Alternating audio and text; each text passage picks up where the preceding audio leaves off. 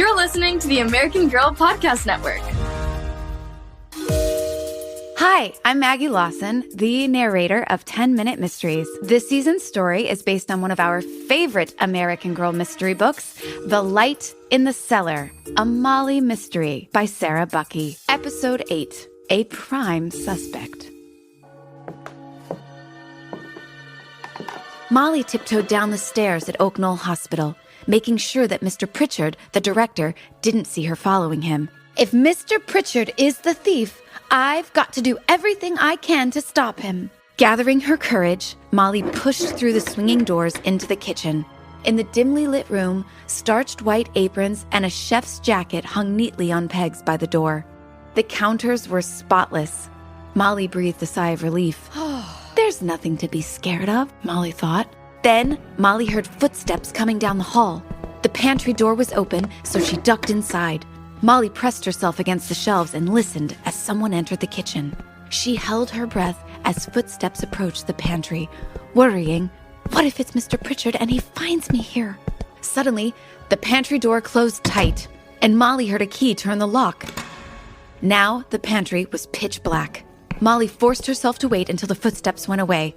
Then she reached for the doorknob, but it wouldn't open. She pushed and jiggled it, her hands damp with sweat. I'm locked in, she realized, trying not to panic. Molly, is that you? Yes, I'm in here. Let me out. I can't open it. It's locked. There must be a key around somewhere, said Molly. I don't see one. Molly's heart fell. Then she remembered watching the chef lock the sugar inside the pantry. Check the pockets of the chef's jacket. It's hanging by the door. I found a ring of keys. I don't know which one will fit. You'll just have to try them all. Hurry! After a few tries, the door swung open, and Molly stepped out of the pantry, feeling as if she'd been released from jail. Let's get out of here, said Molly. Emily locked the pantry and slipped the ring back into the chef's jacket, and the girls ran out of the kitchen. Whew! Thanks for rescuing me.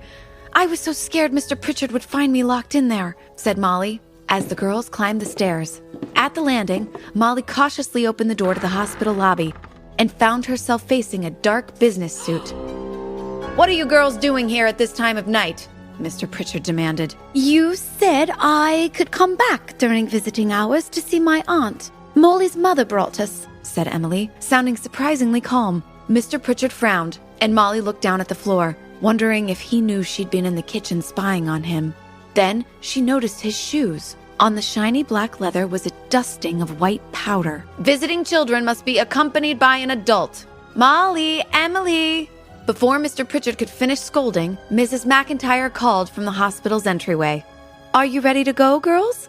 Yes, Molly cried, with a surge of relief. She and Emily darted around Mr. Pritchard and hurried out the door with Molly's mother. Her car was parked right in front of the hospital and was filled with the tempting smell of fresh-baked cookies. These sure smell good, said Molly. Did you get all of these cookies from your friend? Emily asked. Yes, said Mrs. McIntire. I just hope we'll have enough for the soldiers' canteen this weekend. We will if I can find the missing sugar in time, thought Molly. She urgently wanted to talk to Emily about what she'd seen at the hospital, but it wasn't until they were back home and upstairs in Molly's bedroom that the girls could speak freely. Did you see that white powder on Mr. Pritchard's shoes? Asked Molly, sitting cross-legged on her bed. Emily nodded. You have some powder on the back of your sweater, too. I do? Molly took off her navy blue sweater and examined it. It looks like flour. It's probably from when I was in the pantry, which would mean that Mr. Pritchard was in the pantry tonight, too. I bet he's the thief! But you thought that Marta was the thief before, said Emily. Molly got up and threw her navy sweater into the laundry hamper, then flopped back down on the bed. Well, yes, and Marta is still a possibility, but Philip says she rides a bicycle to work. Mr. Pritchard drives a black truck, and he was in the kitchen tonight. I'm pretty sure he was the one who shut the pantry door and locked me in. Do you think he knew you were in there? Probably not, but still, why was he in the kitchen so late at night? He could have just been locking things up, said Emily. But he might have been stealing the sugar. Okay, let's look at the facts. Sugar is missing from both the Red Cross building and Oak Knoll Hospital. As the hospital director, Mr. Pritchard can go into both places. Don't you think that makes him a prime suspect? I suppose it does, said Emily. Another fact is that someone with a black truck went to Greystone Manor, and Mr. Pritchard drives a black truck.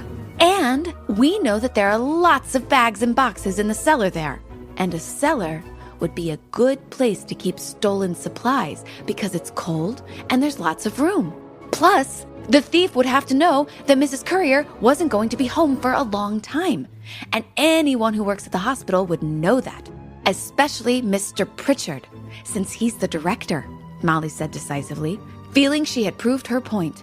Do you think we should tell the police about Greystone Manor? Emily asked. Perhaps they could open the cellar and look inside. Molly was pleased that Emily agreed with her suspicion of Mr. Pritchard, but the idea of involving the police made her hesitate. I don't know. I mean, what if we're wrong? What if the police open up the bags and boxes and they're just full of old clothes or something? Well, I suppose your mum might not be too pleased, said Emily. And Ricky would certainly have a good laugh at our expense. Right. On the other hand, if those men we heard in the cellar are the thieves, we have to stop them, said Molly. We'll never win the war if people can get away with stealing rationed food. I just wish we knew what was in those bags.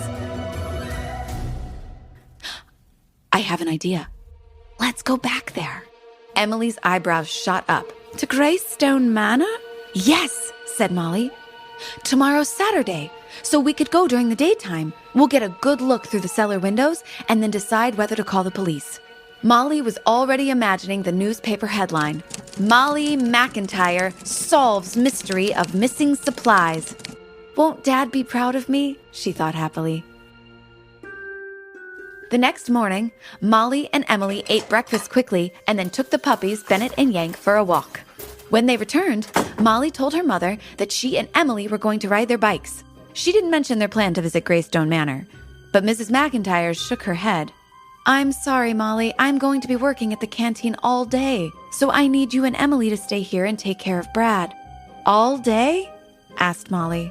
Until 5 o'clock. Then Jill will be home from the hospital and she can take over. Where's Ricky? Can't he do it? Molly asked. He's at the plane spotter training today, her mother replied. I'll see you when I get home tonight. Goodbye. As Mrs. McIntire left for the canteen and Jill and Ricky left for their volunteer work, Molly grumbled. Everyone else gets to help win the war and I have to stay home and babysit. A little while later, Molly and Emily were playing catch in the front yard with Brad when Linda and Susan rode by on their bicycles. Hi, Molly. Hi, Emily, they called. We're going to the park. Do you want to come? We can't. We have to babysit my little brother, said Molly. But at 5 o'clock, Emily and I are going to investigate the cellar at Greystone Manor. Do you want to come with us? Susan and Emily looked at each other. Then Susan shook her head, but Linda nodded. Emily said, It can't be too dangerous with all 4 of us together. Okay, I guess so, said Susan. We'll meet you at the park, said Linda.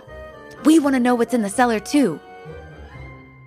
When Jill came home, Molly and Emily met Linda and Susan on their bikes. They rode past the park, where Molly saw Ricky playing baseball with his friends, and up Overlook Hill Road. The girls parked their bikes at the top and walked down the driveway, looking around to make sure nobody else was there. Looks like the coast is clear, said Molly. The sun was low, and the mansion loomed gray and foreboding in the shadow of the tall pine trees. Quietly, the girls crossed the lawn and gathered in front of the cellar window where they had seen the bags before.